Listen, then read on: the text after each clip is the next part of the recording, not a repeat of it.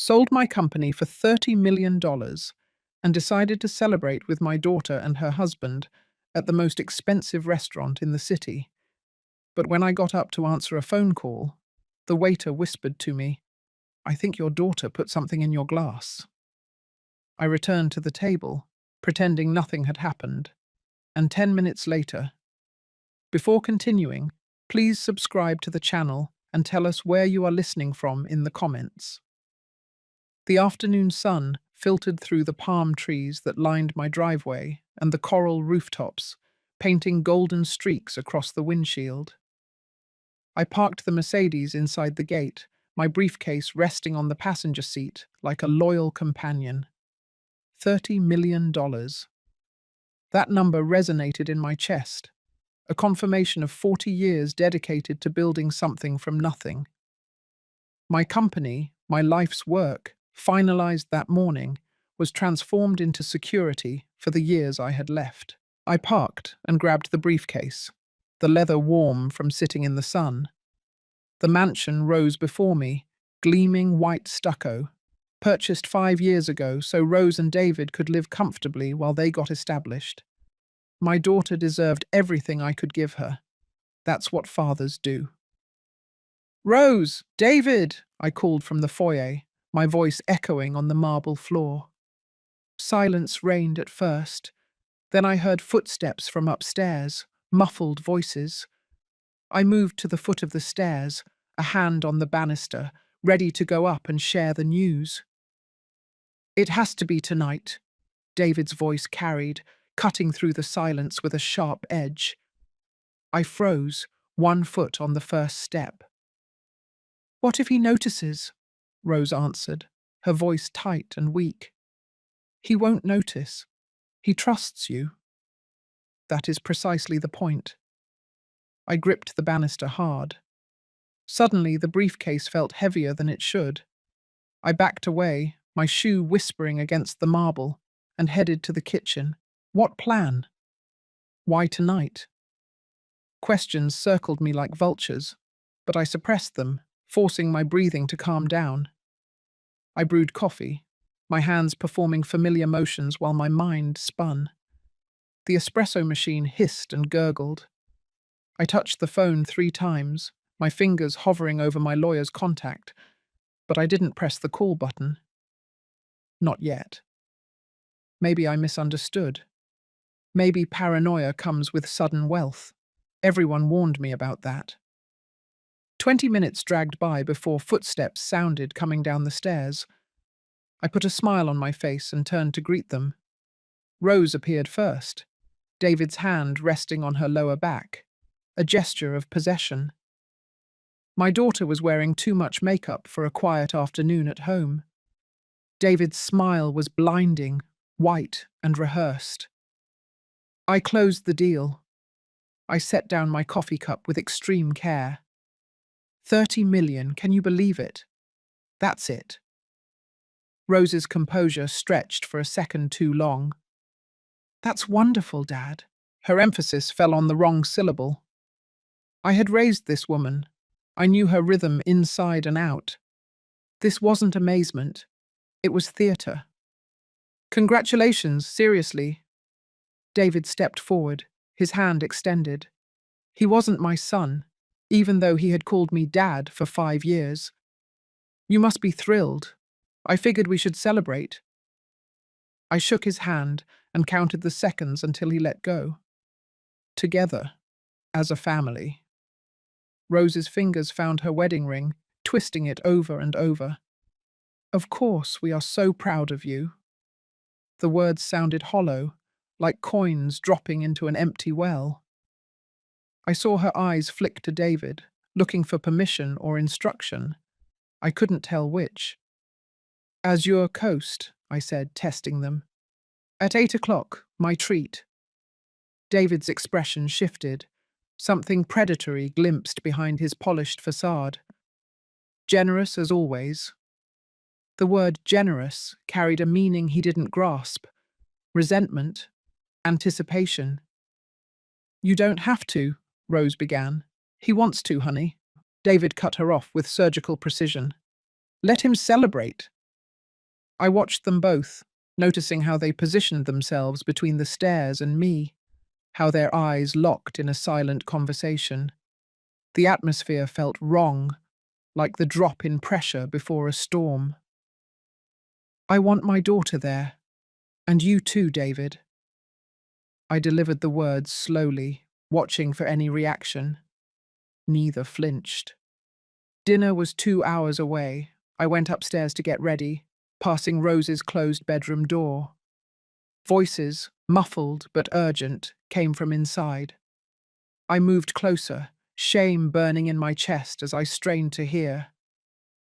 "What if someone sees us?" Rose asked, sounding scared. "No one will notice. Everyone will just think he drank too much wine." My blood ran cold. "I can't believe we're—" "Do you want to keep living here?" David's voice hardened. "Do you want the money? Then stop hesitating." Silence. Then Rose, barely a whisper. "All right. All right. Tonight." I pulled back from the door, my reflection catching me in the hall mirror. 63 years old, confident face, fool's eyes. How long had I been blind? I went into my room, locked the door, and stood in the middle of expensive emptiness. My father's antique cufflinks waited in their velvet case. I clasped them on with shaking fingers, like armor for a battle that still had no name. In the bathroom, I looked into the mirror again and made a decision. I photographed my water glass, my cologne flask, my untouched bourbon, paranoid actions that would turn out to be premonitory. I felt the phone heavy in my hand, heavier than the briefcase. Review the will. Call the lawyer tomorrow. I whispered the words aloud, making them real. When I left, dressed in my best suit, I found them waiting for me at the door. We walked to the car in deafening silence. I drove my Mercedes, my car, my control, at least for now. Rose sat in the passenger seat. David settled behind me, his hand resting on the headrest, fingers almost brushing my shoulder, marking territory. I looked at them in the rearview mirror more than the road. David met my eyes once and smiled. It was not friendly. I knew. "Beautiful night," I said, shattering the toxic silence. "Perfect for a celebration," David replied. Rose shifted in her seat. "Dad, what are your plans for the money?" I gripped the steering wheel tightly. "Plans? I just wanted to know if you'd thought about the future. Your will. Things like that." Every muscle in my body tensed. We were still 5 minutes from the restaurant, and he was already talking about my death. "Funny you should mention it," I said, keeping my tone light. We pulled into Azure Coast Circular Drive. The valet, Mark, approached with his usual professional cordiality. "Good evening, Mr. Lane. A pleasure to see you." "Good to be here, Mark." I handed him the keys, grateful to see a familiar face, someone who knew me as more than a target. Behind me, David leaned towards Rose, barely moving his lips. "Remember what we talked about?" I turned sharply. "What was that, David?" His recovery was too smooth, too rehearsed. "Just reminding Rose how lucky we are to have you." The words should have sounded grateful. Instead, they sounded like an obituary read too soon. We entered the restaurant, and I followed my daughter and son-in-law through doors that might as well have been the entrance to my tomb. But I went in anyway, leaving the briefcase behind, abandoning blind trust in its place, observing everything now with the clarity of a man who finally understands he is prey. The host led us through the main dining room of Azure Coast, past tables where other families laughed, unsuspecting of the secrets hidden behind their own appearances. Floor-to-ceiling windows overlooked Biscayne Bay, and the city lights were beginning to glitter on the dark water. Our table, right by the glass, occupied a privileged position with a spectacular view. Of course, only the best for the man they planned to destroy tonight. I pulled out Rose's chair, an old habit hard to break. She sat down without meeting my eyes. David claimed the seat facing the room, positioning himself to observe everyone and everything. I took the remaining chair, the one against the wall, which seemed perfect. I wanted to observe, too. A waiter appeared, young and efficient, dropping off menus and reciting specials I didn't register. My attention was fixed on the table setting. Rose to my left, David opposite, my wine glass just within her reach. Wine, David suggested, signaling the sommelier. Of course. I kept my voice light, curious to see how far they would take this performance.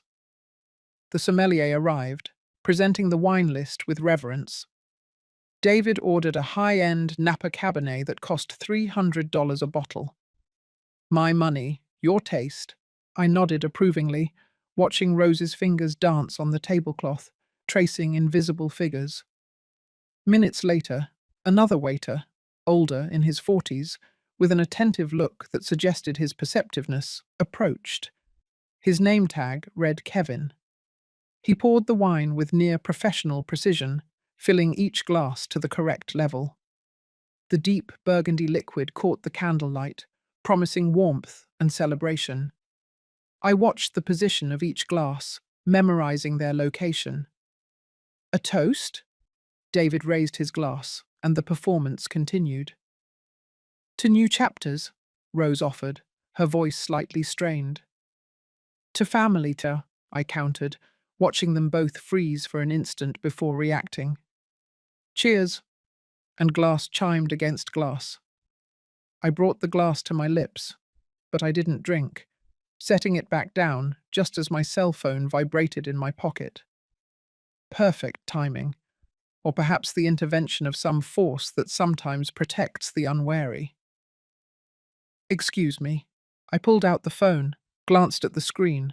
My accountant's number. I should take it. Deal details. Rose's relief showed in how her shoulders relaxed a fraction.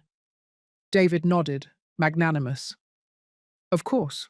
Business never stops. I stood up, phone pressed to my ear, and walked toward the patio doors. Through the glass, I could still see our table and observe their movements. The accountant's voice droned in my ear. Confirmation numbers, transfer dates, paperwork I would review tomorrow. But my eyes were fixed on my daughter and the man who controlled her. On the patio, there were only two other couples, far enough away for privacy. The cool October breeze brushed my face. I turned slightly, maintaining visual contact with our table through the glass doors. That's when I saw it. Rose leaned forward, her hand moving toward my wineglass.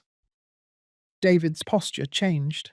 He straightened, lifted his hand toward Kevin, who was passing by, summoning him to ask for bread, water, or some other invented necessity. A distraction tactic.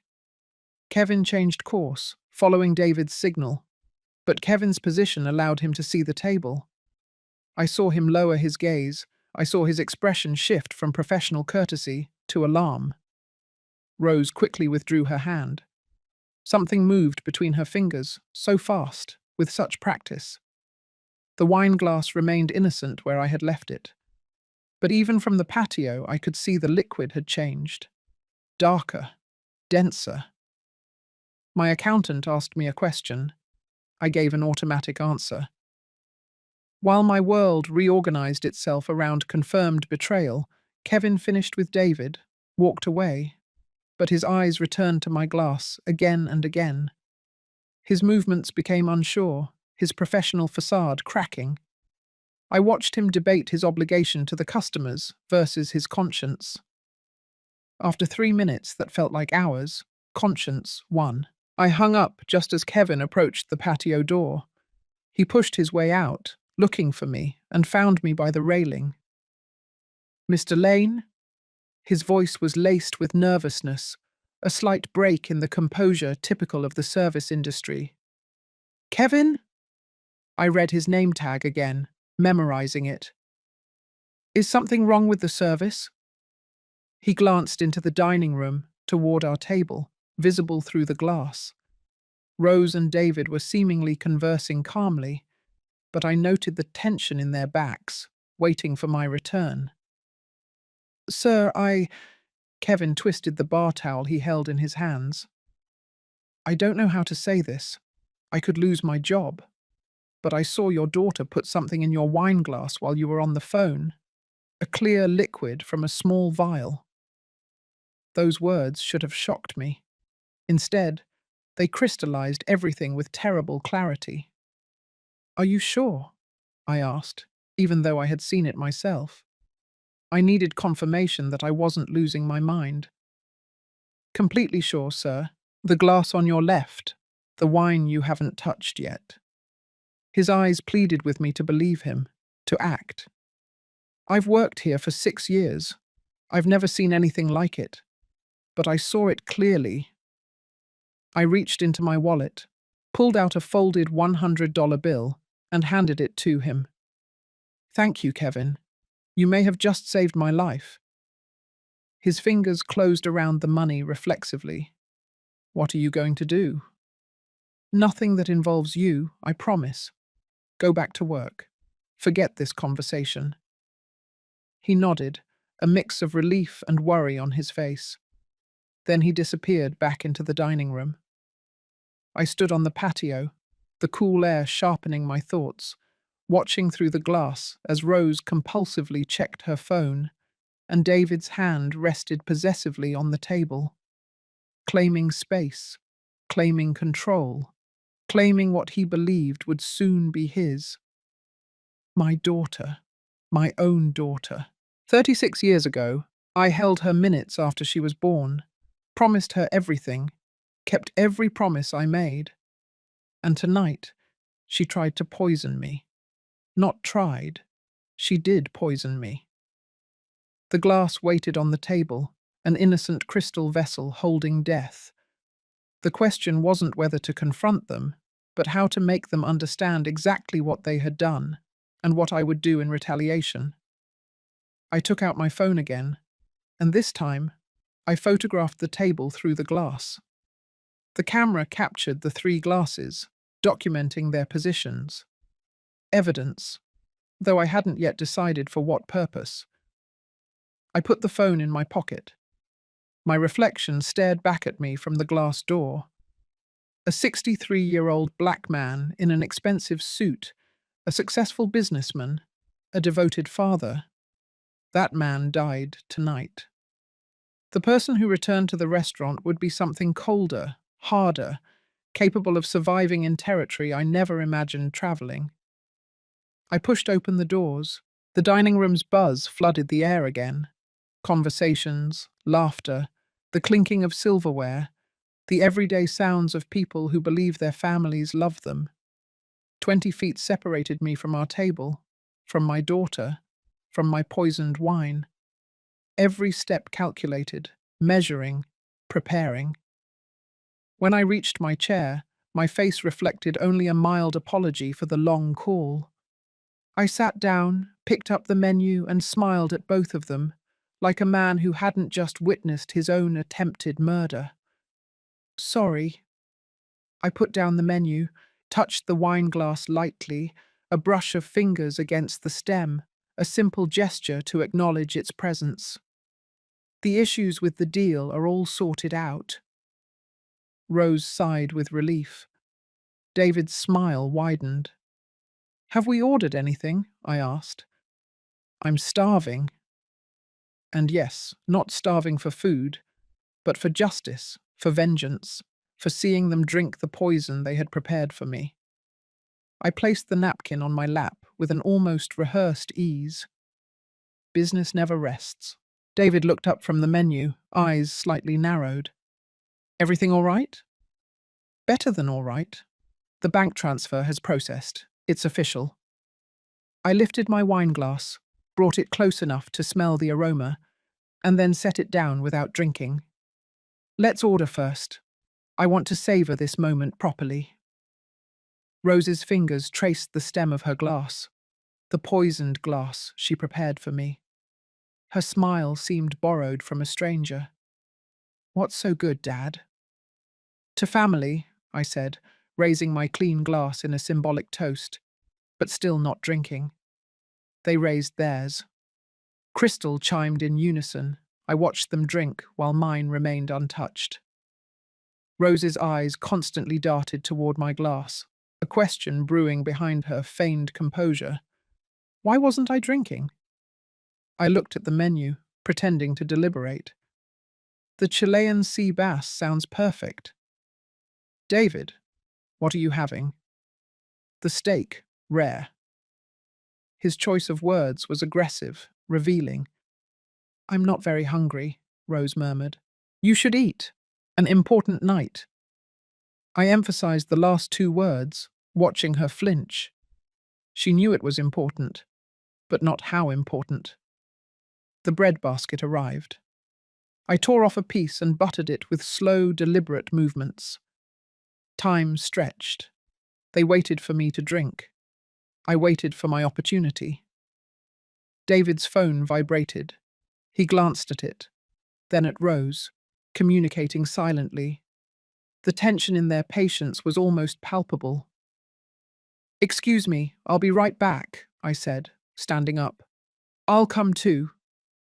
Rose jumped up, almost frantic. We walked in opposite directions toward the restrooms. I counted to 10 and then looked back at our table.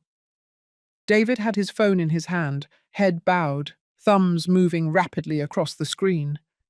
He was completely engrossed. 3 seconds, that was all I needed. I approached the table, extended my hand, lifted Rose's glass, placed mine, the poisoned one, right where hers had been. I put her clean glass in my spot and used my napkin to wipe the condensation drips, leaving everything as if nothing had changed. David began to raise his head. I was already looking at the menu. The wine glass wasn't even near my hands. Forget something? He asked. Just wanted to confirm we ordered the appetizer. All good. I walked back toward the restrooms before he could notice anything odd. When I returned, Rose was already seated, flushed, anxiety reflected in her rigid posture. I settled back into my chair, took my menu, which was now her glass, clean and safe. Did we order? I asked pleasantly. We ordered. The conversation, though strained, resumed. Rose was touching her throat, breathing shallowly, preparing herself for whatever came next. She reached for her wineglass. For an instant, my heart stopped. Everything slowed, her fingers on the stem, the glass rising, her lips touching the rim, the wine flowing. She drank, not a sip, 3 large gulps, trying to calm herself. I watched her with cold, absolute clarity. David talked about investment opportunities, his voice a steady drone. 2 minutes passed, 3, 4. Rose's expression changed. Confusion flickered across her face. She blinked rapidly, shaking her head as if to clear a fog. I feel light-headed, she said, bringing her hand to her throat. What is it, honey? David commented, noticing her pallor. She clutched the edge of the table, breathing shallowly and rapidly. I can't breathe right. Other diners turned, and murmurs of concern spread from our table. What's happening? She tried to stand, stumbled, and fell backward with a heavy thud. David yelled for someone to call an ambulance. I remained completely still. When her panicked eyes met mine, I spoke with the coldness of someone stating basic facts. I switched the glasses, Rose. The silence became unbearable, her eyes fixed on mine. Terror, comprehension, betrayal reflected back at me like a mirror. What did you put in my wine? Each word was measured, deliberate, a prosecutor's tone. What are you talking about?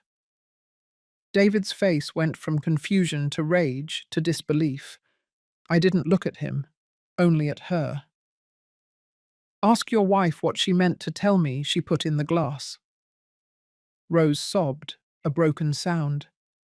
It was just to help you relax, to make you compliant for the papers. David's expression shifted. The full weight of catastrophic, total failure registered in his eyes, which widened impossibly. Kevin appeared, phone already pressed to his ear, calling emergency services. The manager showed up, trying to maintain discretion as chaos erupted at table 12. Minutes later, paramedics rushed through the entrance, equipment rattling. They surrounded Rose, took her vital signs, and asked rapid questions. What did you take? Any medications? Any allergies? She ingested something from a vial she was carrying, I said clearly. Check her purse. They overturned it. The contents spilled onto the white tablecloth: lipstick, wallet, keys, and a small brown bottle. No! Rose screamed, her voice cutting across the restaurant. The paramedics examined the vial, exchanged glances, and began using medical terminology. They lifted her onto a stretcher and strapped her down. David followed closely, like debris dragged in a current. The manager approached cautiously. Mr. Lane, I am so sorry. Her medical bills are her responsibility, I interrupted quietly. Not mine. I left money on the table for the uneaten meal and walked out into the cool night. My car was still parked where I had left it hours ago, as if it belonged to another life. I drove toward the hospital, following the fading sound of the ambulance sirens. City lights blurred around me. Traffic signals changed color. Other drivers rushed to where they thought they needed to go. I drove carefully, respecting all the rules, as a cold clarity settled into my bones like winter. The hospital waiting room smelled of fear, wrapped in antiseptic. Fluorescent lights buzzed overhead, bathing everything in a pale blue. I sat in a plastic chair, hands clasped, while David paced like a caged animal. He hadn't spoken to me since we arrived. The silence felt appropriate. Around 2 o'clock in the morning, a doctor appeared. Young, tired, competent looking. Family of Rose Torres? We both stood up. She's stable, the doctor said, consulting a tablet. Diazepam intoxication, a considerable amount. We administered flumazenil and started an IV drip. She'll make a full recovery, but we'll keep her for observation until tomorrow afternoon. Can we see her? David's voice cracked. Briefly. She's sedated and likely won't remember the visit. The doctor's gaze shifted to me. The substance came from a prescription vial. We'll have to report this. Of course, I said calmly. Do what's necessary. We followed him through double doors, down corridors that all looked identical. Rose lay in a bed surrounded by monitors, an IV in her arm. Her face looked younger, stripped of makeup and artifice. My daughter, the child I held minutes after birth, the woman who tried to drug me into signing away my divorce. David moved close to her bed and took her hand.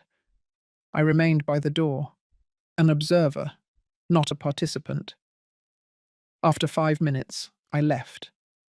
I found my car in the parking garage and drove home through deserted streets while the city slept. The mansion looked different as I entered. Same furniture, same artwork, different meaning. I walked through rooms that now felt like enemy territory, pausing outside Rose's closed bedroom door. Beyond it, the bed where she had conspired with David, the space where they had rehearsed my demise. I continued to my study, locked the door, and stood by the window, watching the darkness slowly fade from the sky. Dawn arrived with surgical precision, orange light replacing black, crisp and clear. Sleep seemed irrelevant. Instead, I made coffee, strong, bitter, so hot it burned. I sat at my desk and began writing in my leather-bound notebook. Not emotions, but facts. Dates, conversations, financial transactions, creating a timeline. Around 8 o'clock, I heard the front door open. David was returning, his steps heavy on the stairs, the door closing with controlled force, his anger vibrating through the walls. I went downstairs, poured another cup of coffee, and waited. They arrived home together around 2 o'clock in the afternoon. Rose walked slowly, hospital discharge papers clutched in her hand, dressed in yesterday's clothes. Her eyes were sunken, her skin pale. She didn't look at me. David held her arm at the elbow, for support or necessity, impossible to tell. I stood in the living room archway. We need to talk. I think we're done talking, David shot back. Sit down. It wasn't a request. Something in my tone compelled them to obey. They slumped onto the sofa, forming a unified front against me. I want you out of this house, I said quietly. You have until the end of the month. Rose's face crumpled. Dad, please. You tried to poison me, drug me into signing something while incapacitated. What papers were they, Rose? A power of attorney, a will amendment, property deeds? She opened her mouth, then closed it. Tears slipped down her cheeks. Real ones, finally. But they were for herself, not for what she had done. David leaned forward, his voice hardening. We can explain this. You're overreacting. She made a mistake. She regrets it. She regrets failing. I set down my coffee cup with precision. There's a difference.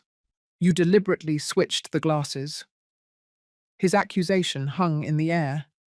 You poisoned your own daughter. I simply returned the gift. We stared at each other, the lines drawn, the war declared. We're not leaving, David said flatly. This is our home. We have rights. No rights, no claim, nothing. I filed the paperwork at the end of February. After that, I'll take legal action. Behind me, Rose was sobbing. David's voice rose. We'll see what the lawyers think about elder abuse and mental incapacity. I stopped and turned around. Try it. Please. Give me more evidence.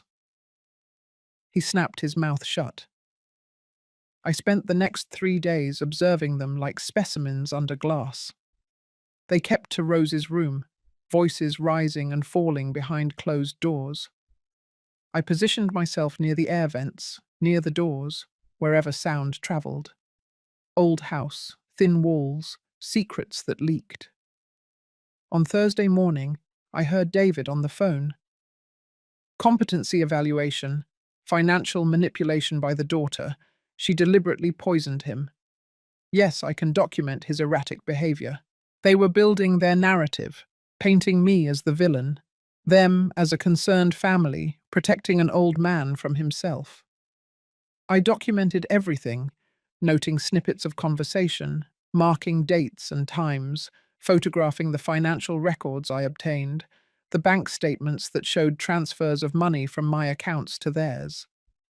Purchases made on the credit cards I had given them, the paper trail of dependence. Patterns emerged. 15 months ago, a $50,000 transfer for emergency house repairs that were never done. 8 months ago, a $70,000 withdrawal for an undocumented investment opportunity.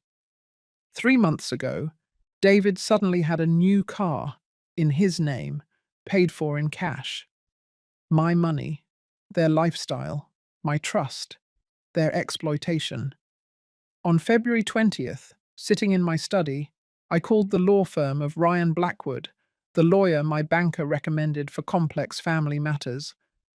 The receptionist's voice was efficient and professional. I need a consultation regarding potential fraud, financial elder exploitation, and attempted— I paused, choosing my words. Harm by family members. Typing sounds on her end. Can you come in on Thursday? What time? Does 2 o'clock in the afternoon work for you? I'll be there. I hung up the phone. Through the window, I saw Rose and David in the backyard, engrossed in an urgent conversation, planning their next move. I will too. I opened my laptop and started a new document. Financial Manipulation Timeline, Evidence Log. The first entry started with a date 15 months ago. The cursor blinked on the blank document, waiting. I typed the header, Financial Manipulation Timeline, Evidence Log. Below it, I began listing everything I remembered, tracing back through 18 months of trust, slowly eroded into exploitation. March 2024, transfer of $50,000 for emergency house repairs. I checked my bank records, found the transaction, and cross-referenced it with my calendar. No contractor had visited the house that month. No permits were filed. The house looked exactly the same. First lie, first theft. In May 2024, they had scheduled a lawyer consultation. I searched my email and found the confirmation. They had told me it was about estate planning, to simplify things for everyone. Now I understood what they really wanted: access, control, signatures on documents I never authorized. The list grew, each entry a small wound that had seemed insignificant at the time. Taken together, they formed a pattern that looked like premeditated theft. I worked until midnight, then reviewed everything at dawn on February 21st. I printed 3 copies, organized them in labeled folders, and dressed in my best suit, projecting competence, not victimhood. The drive downtown to Miami took 40 minutes. The Brickell Financial District rose in glass towers that caught the morning sun and reflected it like mirrors.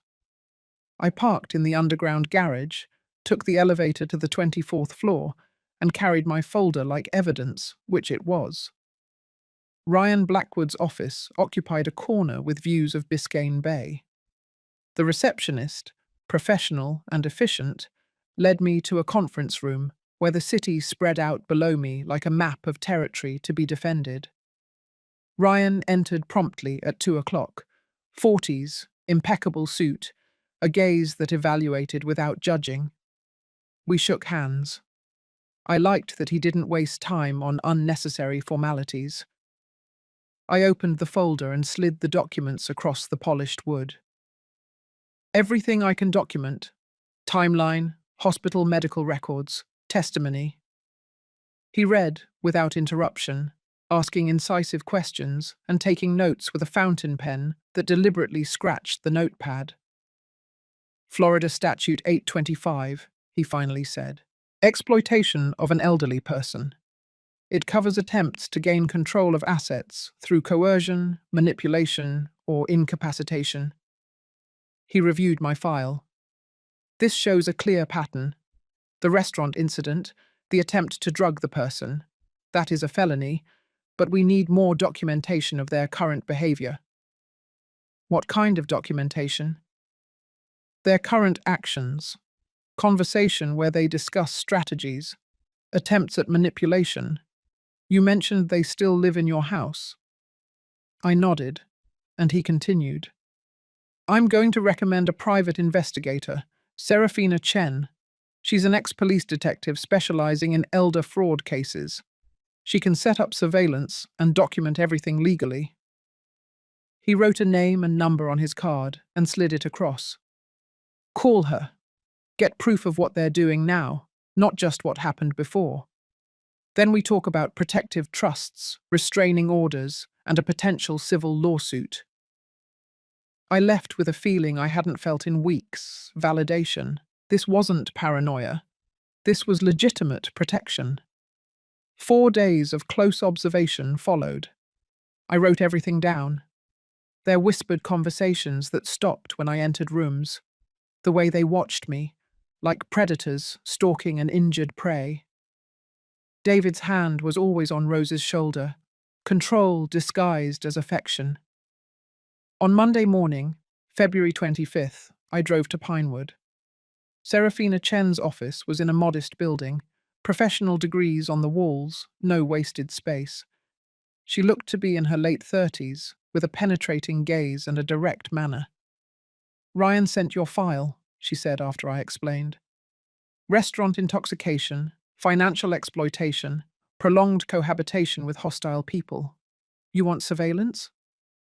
Any method that documents their behavior legally.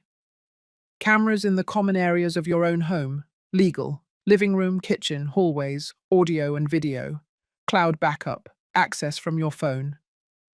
She gave me a quote. $5,000 upfront retainer plus hourly fees. I signed the contract without hesitation. The money was worthless compared to the truth. I'll need access on Tuesday, she said. Could you get them out for a couple of hours? I'll arrange it. On Tuesday morning, during breakfast, I casually mentioned, I need some things from that specialty market in Coral Gables. Would you mind picking them up? Maybe we can grab lunch together. I gave you a detailed list. Things from a store 30 minutes away. They left at 10 o'clock. I texted Serafina. She arrived 15 minutes later with equipment cases. Cameras were placed on a living room bookshelf, in a kitchen clock above the table, and in a hallway smoke detector. Small, invisible, recording everything. 90 minutes later, installation complete. Everything completely normal, she stated.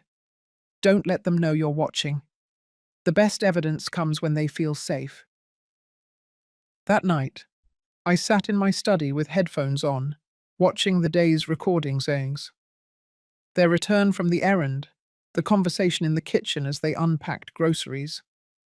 He's too quiet, Rose said, her voice tight with worry. It's suspicious. We need another approach. David leaned against the counter, arms crossed. The direct hit didn't work. Time for the indirect hit. I saved the file, dated it, and labeled it. Evidence log, entry 1. The following days allowed me to build my case. February 28th. David discussed contingency plans. March 1st. Rose worried that I was acting strangely. March 2nd. They looked up lawyers to challenge my mental competency. March 3rd. David's search history showed declarations of parental incapacity. Every conversation was documented, saved, and organized into folders by topic. I watched them conspire against me with the methodical patience of someone building a legal case brick by brick. Serafina sent weekly reports, their social media activity, online purchases, public record searches, the digital trail of people preparing for war. On March 4th, I decided to give them exactly what they wanted. At breakfast, I rubbed my temples. I've been feeling so tired lately. Their heads snapped up like bloodhounds on a scent. That night at dinner, I feigned forgetting where I had left my reading glasses. I've been very forgetful. Rose leaned forward, feigning concern. Maybe you should see a doctor, Dad. It's normal at your age, David added casually, but it's definitely worth checking out. I nodded, playing the confused old man. Later, reviewing the recording, I saw them celebrate my confession as if it were a gift. On the night of March 18th, after 3 weeks of evidence, dozens of conversations, and hundreds of hours of recording, I opened my phone and found Ryan Blackwood's number. Tomorrow, we would build a strategy. It was time to move from documentation to action. The articles appeared on March 5th. I found them scattered on the kitchen counter that morning, printed pages about cognitive decline, the early symptoms of dementia, and the importance of medical evaluation for seniors. Rose was by the coffee maker, watching my reaction. I found this online. I thought it might be helpful to understand what's been happening with you. I picked up the first article and skimmed it with appropriate confusion. I suppose reading wouldn't hurt. Knowledge is power, David added from the doorway. His smile didn't reach his eyes. I took the articles to my study, photographed each page, and filed them as evidence. Psychological manipulation, documented. They were constructing a narrative, the confused old man who needed intervention, who couldn't be trusted to handle his own affairs. Over the next 3 days, More articles appeared. Residences for people with dementia, the importance of power of attorney, financial management for those experiencing cognitive difficulties. Each one was carefully placed where I would find it. Each one was photographed and filed. On March 8th, the surveillance cameras caught them in the living room, believing they were alone. "We need an expert opinion," David said. "Someone who can evaluate him professionally." "A psychologist?" Rose's voice held equal parts hope and guilt. "I know someone, Marcus Reynolds, a clinical psychologist specializing in elderly cognition. We set up a casual lunch. I introduce them. Marcus makes observations. Will he do it ethically? Will he be objective? If your father shows symptoms, Marcus documents them. If not," David shrugged, "then we'll know for sure." I watched this conversation 3 times, taking notes. The tension was escalating. They were seeking external validation for their version of events. On March 10th, I met David for lunch at a cafe in Coconut Grove. He had suggested it that morning. "So we can get to know each other better without the stress of work." And I accepted with appropriate gratitude. Marcus Reynolds joined us 15 minutes in. "Hey, this is my friend Marcus. I mentioned him. The psychologist." We shook hands. Marcus, about 40-something, professional demeanor, cautious eyes. "David told me about you. Successful sale. Congratulations." We talked for an hour. My performance was impeccable. I occasionally searched for words, asked Marcus to repeat questions, and commented on my forgetfulness. I didn't exaggerate, just a hint of confusion. Marcus maintained professional distance, but I caught him watching me, evaluating, cataloguing. "It was a pleasure meeting you," Marcus said as lunch ended, handing me his card. "If you ever want to discuss professional topics, I'm available." I put the card in my pocket. Evidence, not service. That night, the surveillance cameras recorded David calling Marcus from the living room, the speakerphone on. "What did you think?" David asked impatiently. "He's 63. Some age-appropriate variation in memory isn't unusual." Marcus's voice was carefully neutral. "I can't make clinical assessments based on an informal lunch conversation. But if there were genuine concerns, I could evaluate him formally. With his consent, yes, but, David, I'm not comfortable being part of this. If you have legitimate concerns about his well-being, there are proper channels." "Sure, I'm just exploring options." After hanging up, David's face darkened. "We'll find someone else." I saved that recording with particular satisfaction. Even when they tried to corrupt professionals, ethics intervened. From March 12th to 17th, I continued my performance. Small errors, confusion, repeated questions.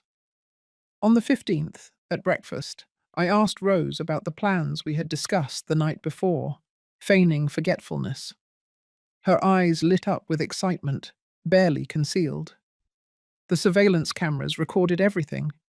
Their conversations about my decline. David researching commitment procedures. Rose worrying that things were moving too slowly. On March 18th, I adjusted my strategy. At dinner, I casually commented that I had been thinking about updating my will. David suggested it given the business sale. "I want to make sure everything is in order." A dead silence fell. Then Rose, trying to sound nonchalant. "That's responsible, Dad. When are you meeting with him? He'll be preparing the documents soon, making sure you're well taken care of." I left the words hanging in the air, bait in a trap. After dinner, I retreated to my study. The surveillance cameras recorded them in the kitchen. They spoke in low voices, but the microphone caught everything. "He mentioned the will," Rose said, barely containing her hope. "That doesn't mean he's changing it in our favor." David's voice held a warning. "It could be the opposite. But if he really is confused, if we document that he's not competent when making changes, then we challenge them later. Either way, we need more evidence of his decline. Real evidence, not just observations. They talked for 40 minutes, planning how to document my supposed incompetence, video, everything, record strange behavior, build a case for incapacity that would invalidate any legal change against their interests. I watched them celebrate their cleverness, pouring wine and toasting to progress. They thought they were winning. I closed the laptop, opened my phone, and searched for Ryan Blackwood's number. 3 weeks of recordings, conversations, plans, attempts at manipulation, psychological warfare, all captured with perfect digital clarity. Tomorrow, we would discuss how weeks of evidence could be turned into a legal strategy, how surveillance could be a tool for pressure, how their own words could destroy them. I had documented their plan with the same methodical patience they had used on mine, only I had done it better, with more detail, with more strategy. It was time to move to the next phase. It was time to show them what happened when they underestimated a man who built an empire from scratch, who understood that true power lay in preparation, documentation, and knowing exactly when to strike. I texted Ryan. I have new, compelling evidence. Need an urgent meeting. He responded in minutes. Friday at 10 o'clock in the morning, bring everything.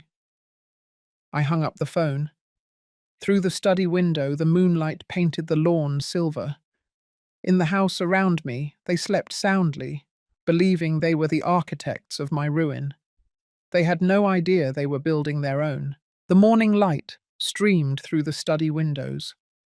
March 19th, at 8 o'clock, I picked up the phone and dialed Ryan Blackwood's direct number. He answered on the second ring. Mr. Lane, your message said you had evidence. Weeks of it. Surveillance recordings, conversations, attempts at manipulation, all documented. I need to meet today. This afternoon at 2 o'clock. Bring everything. I spent the morning organizing it. I created a folder on my laptop called Legal Evidence Package. Surveillance files copied, organized by date and severity. Printed transcripts of their most damning conversations. David talking about competency challenges. Rose worried about my suspicious silence. Both celebrating their supposed progress toward controlling my assets. Serafina's weekly reports went into a manila envelope, underlined and tabbed. I loaded everything onto 2 USB drives, one for Ryan and one backup. At 2 o'clock, I sat across from Ryan in his conference room, the USB drive and documents between us, like exhibits in a trial. He watched 3 hours of recording, read all the transcripts, and studied Serafina's behavioral analysis. Finally, he leaned back, fingers interlaced. This is extensive. Multiple legal options, restraining orders, civil lawsuit, criminal charges for attempted poisoning. He tapped the trust document I had mentioned.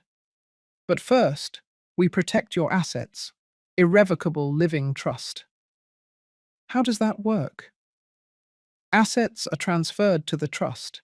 It becomes an independent legal entity. An independent trustee administers it. You set the conditions for beneficiary access. Once signed, they are untouchable.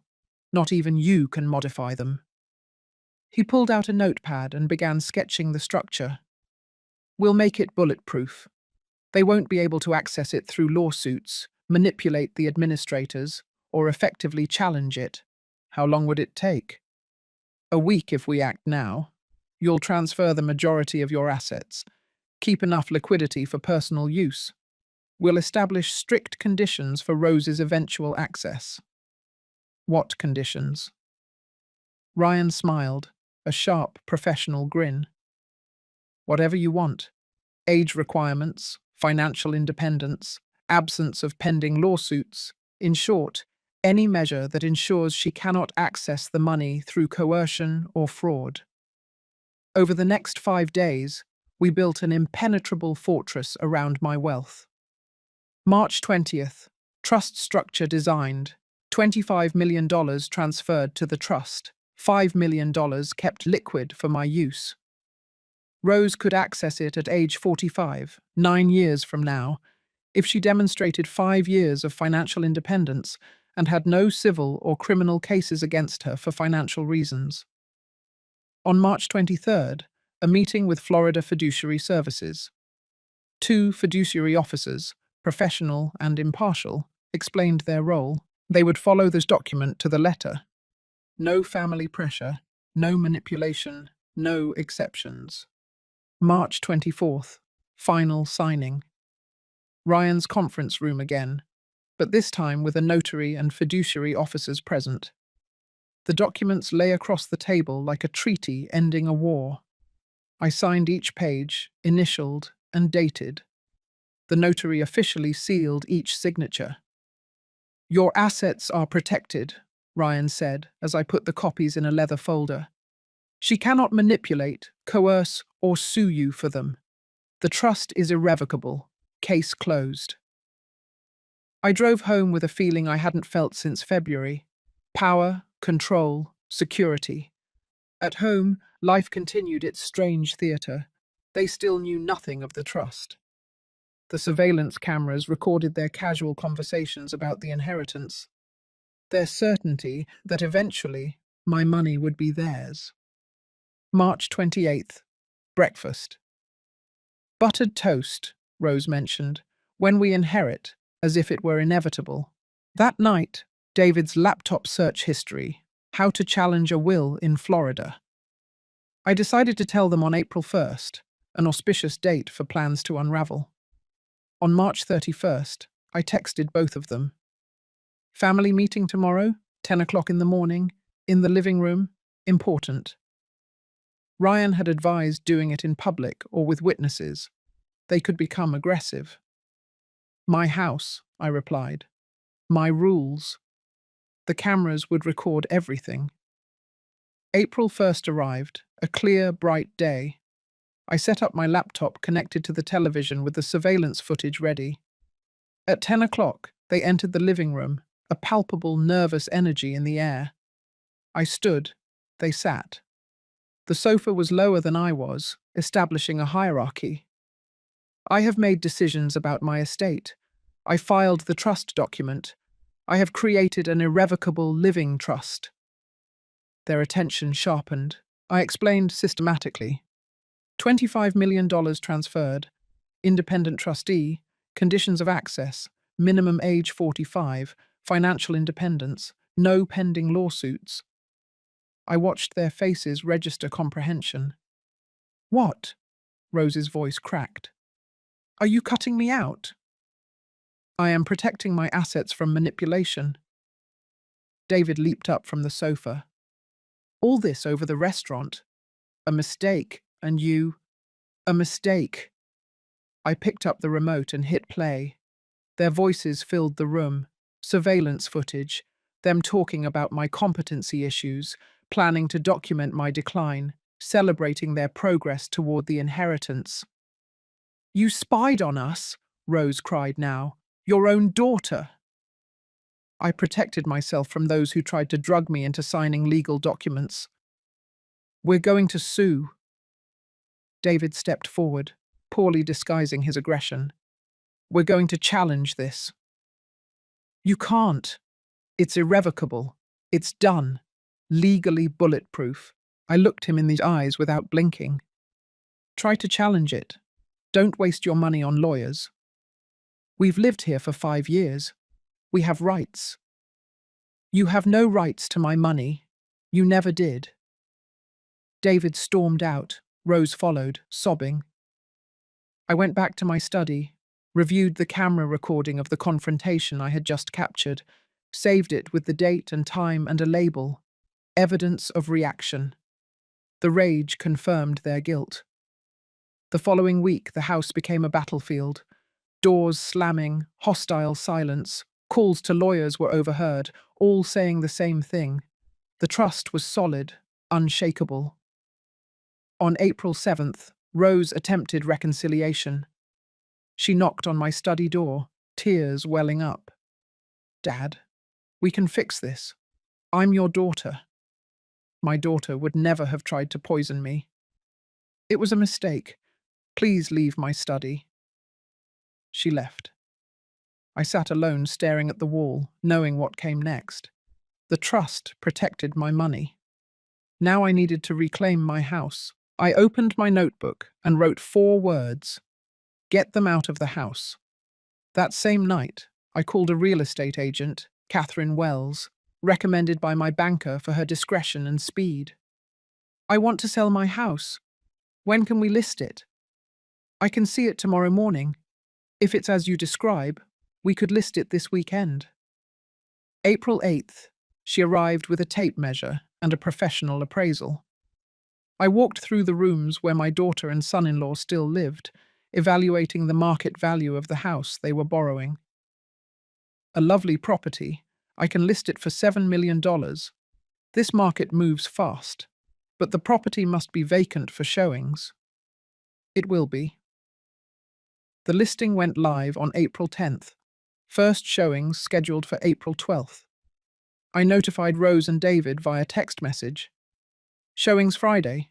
You'll need to be out for 3 hours. You're selling the house? David replied by text.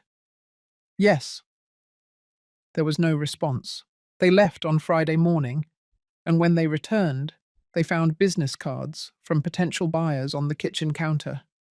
Their faces registered the comprehension that I was completely dismantling their life. On April 15th, I asked Ryan to draft the eviction notice. Formal, legal, final, giving them 60 days to vacate. I handed it to them that night as they sat in the living room, their borrowed living room. David read it, his face darkening. He tore it in half.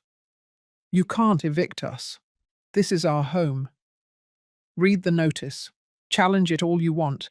No lease, no rent, no tenant rights. 60 days, June 15th. We'll fight this. Try it. They hired a lawyer. On April 16th, I listened to their consultation call via surveillance cameras. The lawyer's assessment matched Ryan's. If there's no lease, he has grounds. You live there by permission, which he is now revoking.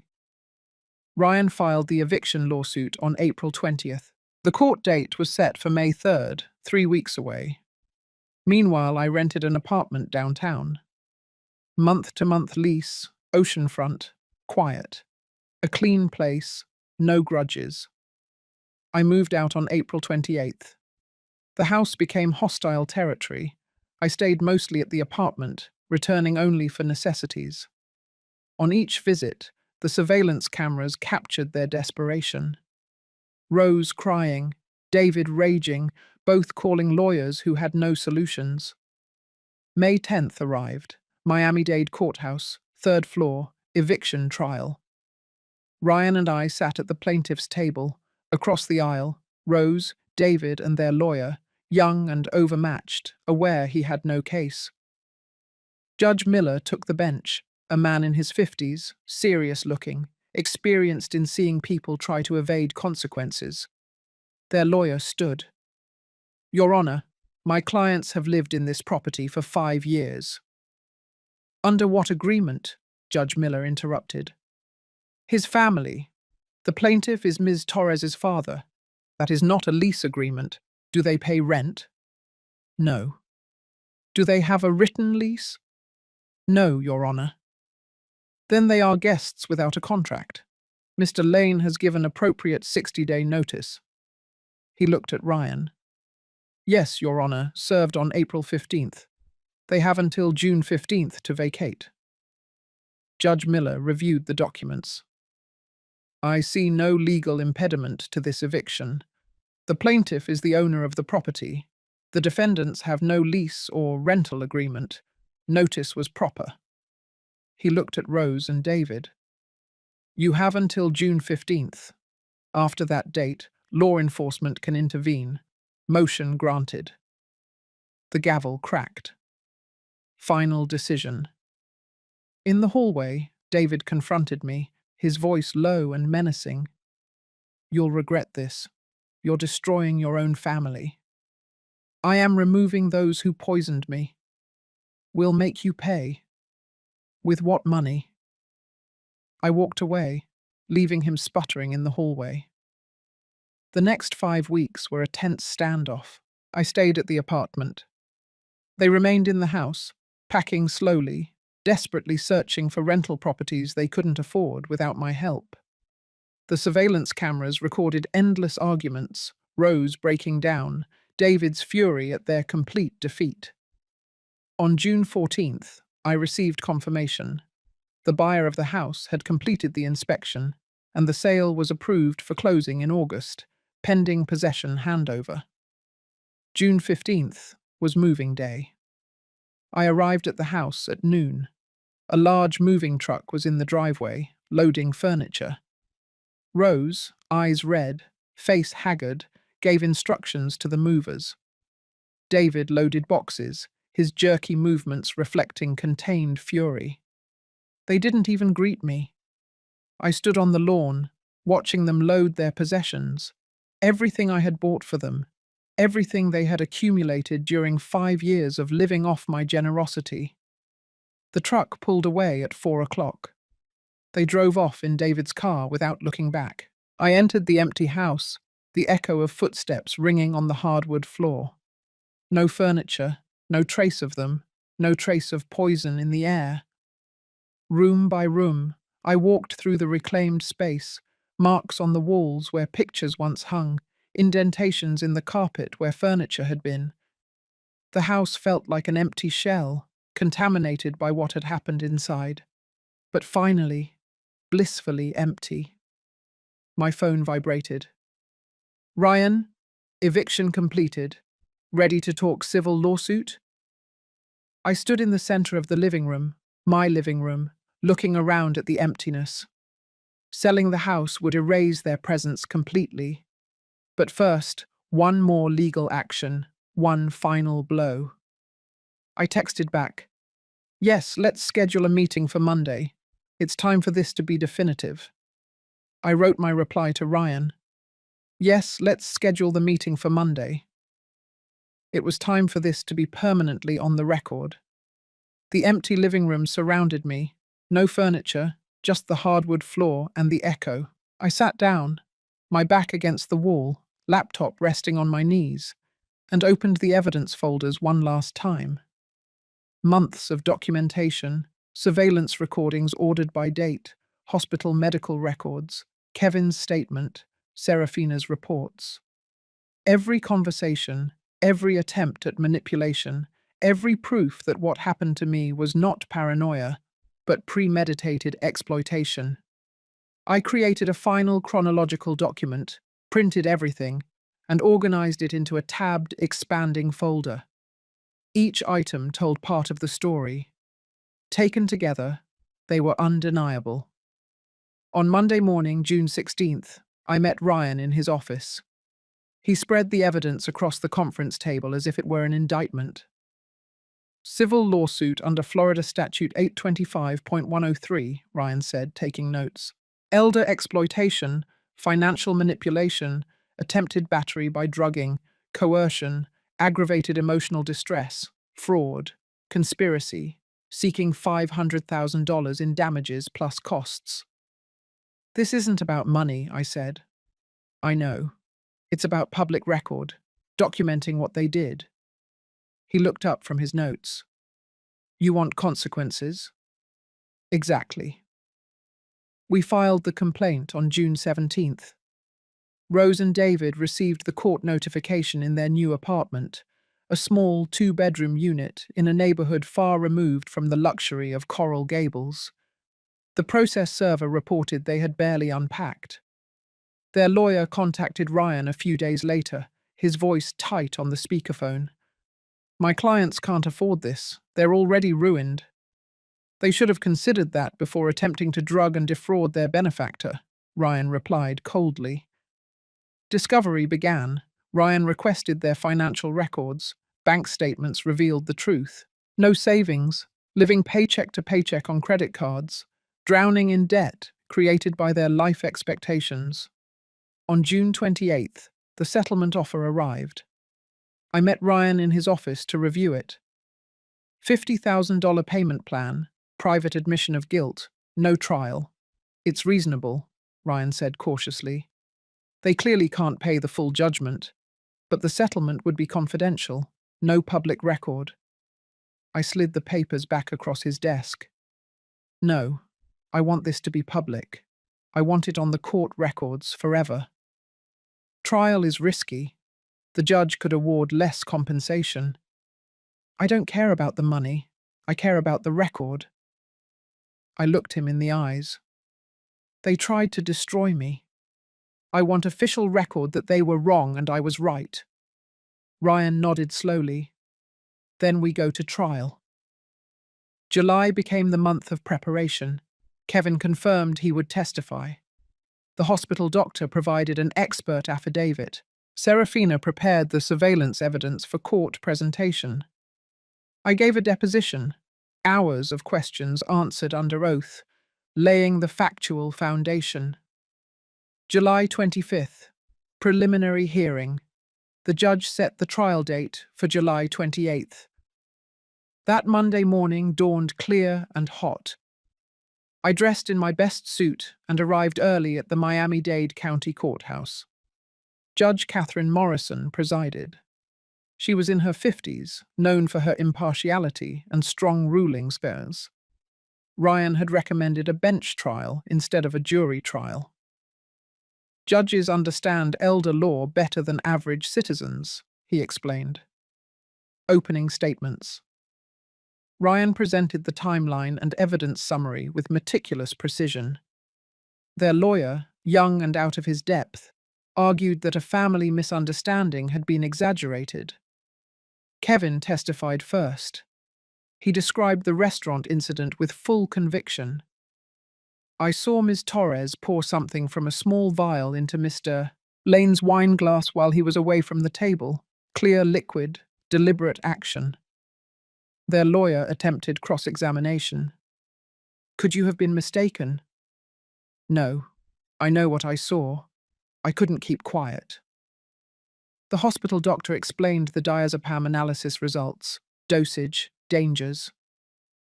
Serafina presented the surveillance methodology, chain of custody, and authentication of the recordings. Day 2, July 29th, the surveillance video played on the courtroom screen. Their own voices filled the space, discussing competency issues, planning Marcus's consultation, and celebrating their supposed progress toward the inheritance. David said, "He's 63, not lucid anymore." Rose's voice said, "We deserve this money." I watched Judge Morrison take notes, her expression serious and focused. Rose testified, crying.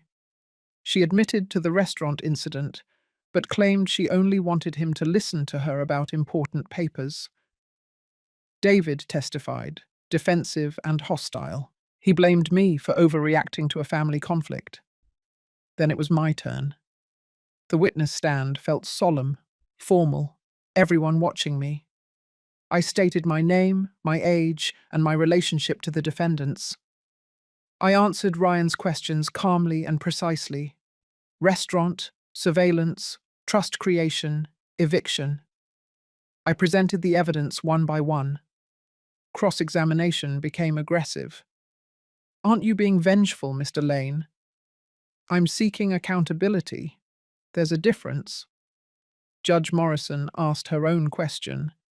Why pursue a civil suit after fiduciary protection and eviction? I looked straight at her. Because what they did was wrong. It needs to be on public record. For my protection, as a precedent, for the truth. July 30th. Closing arguments. Ryan. This is a textbook case of elder exploitation, attempted battery by drugging, financial manipulation, psychological coercion. The evidence is overwhelming. Their lawyer. Family conflict and poor judgment, yes, but not criminal exploitation. Judge Morrison closed her notebook. I will issue the ruling in writing in 2 weeks. I left the courthouse in the late afternoon heat, with the satisfaction of having completed my task. I spoke the truth publicly, presented the evidence. Now justice would decide if the truth mattered. 2 weeks of waiting, 2 weeks wondering if the system would validate what I had suffered or dismiss it as family drama. I returned to my temporary apartment, watched the sunset over Biscayne Bay, and waited for the world to confirm what I already knew, that I had been right to protect myself, to defend myself, to demand justice. August 15th. The dawn light filtered over the ocean outside my balcony. Coffee steamed in my hand, bitter, familiar, comforting. 2 weeks after the trial ended, the phone rang at 9 o'clock. "Mr. Lane, Ryan, we have the verdict." I sat down, the infinite ocean stretching out before me. "The judge ruled in your favor. Total victory. Clear and convincing evidence of elder exploitation, attempted financial fraud, and intentional infliction of emotional distress was found. Judgment for $350,000 plus court costs. $75,000 in punitive damages. $425,000 total." The number seemed abstract. "There's more," Ryan continued. "Permanent restraining order. They are prohibited from contacting you directly or indirectly. No calls, no letters, no communications through third parties. Violation results in contempt charges. And the payment? They have nothing. Court-ordered payment plan. Garnishment of future wages until the debt is settled. Could take years. But the judgment is public record, searchable. Permanent documentation of what they attempted. That's what I wanted. Not the money. Documentation, validation, public record that I wasn't paranoid or cruel, that I was the victim of an attack, and I had every right to defend myself. Thank you, Ryan, for everything. You did the work. I just legalized it." After hanging up, I sat watching the sunrise. The written opinion arrived by email an hour later. I read every page. Judge Morrison wrote, "The evidence presented demonstrates the premeditated exploitation of an elderly person by those in positions of trust. The incident at the restaurant, the attempt to drug someone to facilitate document signing, constitutes a felony in itself. Subsequent surveillance recordings reveal ongoing manipulation and planning.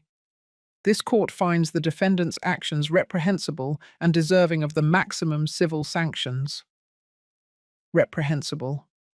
Maximum penalty. Public document. I printed the opinion and filed it. One more document in a case now closed. On August 16th, I closed on the sale of the Coral Gables house, sold to a young family for $2.75 million. They will never know what happened within those walls. They will fill it with different memories, different lives, different futures. That same day, I bought a downtown apartment. 10th floor, floor-to-ceiling windows, ocean views to the horizon. $850,000, cash purchase from the house sale. Modern, impeccable, no history. I moved in on August 18th. Furniture arrived and was simply placed. Nothing excessive, nothing unnecessary. The space felt like taking a breath after being underwater. August 20th, last meeting with Serafina in her Pinewood office, the certification still hung on the wall. "Case closed," she said, handing me a USB drive. "All the surveillance recordings, reports, and documentation. Go on the record that I thank you for everything. You made it easy. They were predictable." She stood and extended her hand. "Take care, Mr. Lane." We shook hands, the matter concluded. The professional relationship was over. On August 22nd, I sat on my new balcony, phone in hand. I searched for Rose's contact, my finger hovering over the screen. Delete contact. A confirmation box popped up. I pressed yes. Her name vanished. David's followed. Both disappeared from my phone, from my life, from my future. The restraining order legally barred them from communication. Even if they wanted to apologize, reconcile, or explain, the law prevented it. 3 years minimum, enough time for life to move on without them. I felt nothing, neither satisfaction nor sadness, just a serene peace. On August 23rd and 24th, I established new routines: coffee on the balcony in the morning, walks by the sea in the afternoon, reading at night with the sound of the ocean drifting through the open windows.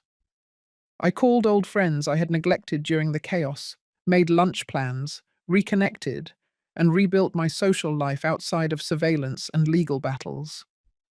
On August 25th, the sunset painted the sky in layers, orange blending into purple, then deep blue. I stood on my balcony, coffee cooling in my hand, watching the day turn into night. 6 months since February, since that restaurant, since Kevin's warning, the glass switch, and everything that followed. I protected my assets through the trust, evicted them from my house, held them accountable with a civil judgment, and put their exploitation on public record. I won, but it didn't feel like victory. It felt like survival, like emerging from dark waters and realizing I was still breathing. My daughter had tried to poison me. That truth weighed on me, unchangeable, but I refused to be a victim. I refused to accept the manipulation. I refused to let trust make me vulnerable to destruction.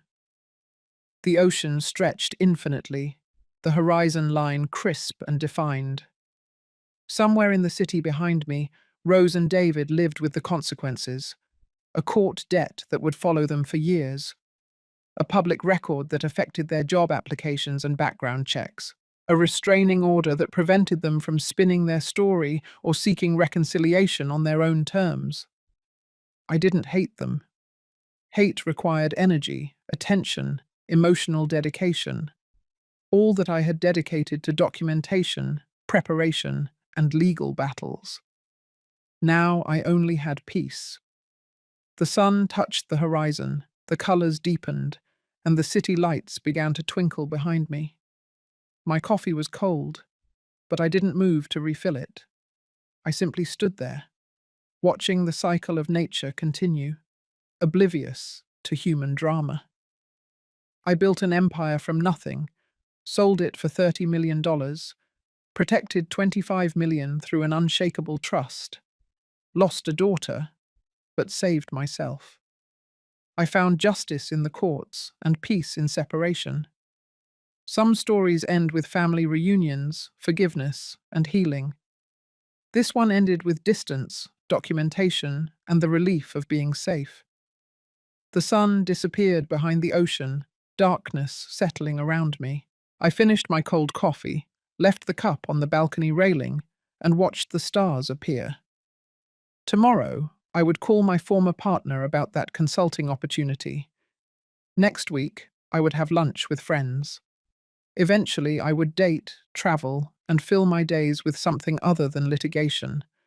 But tonight, I simply stood here, free, protected, alone, but not lonely. The ocean whispered against the shore below. The city hummed with its infinite rhythm. Life went on, indifferent to individual struggles, offering new days to those who survived old battles. I had survived, and that was enough. If you liked this story, please hit like on this video, subscribe to the channel, and share your thoughts in the comments. To hear the next story, click on the box to the left. Thank you for watching.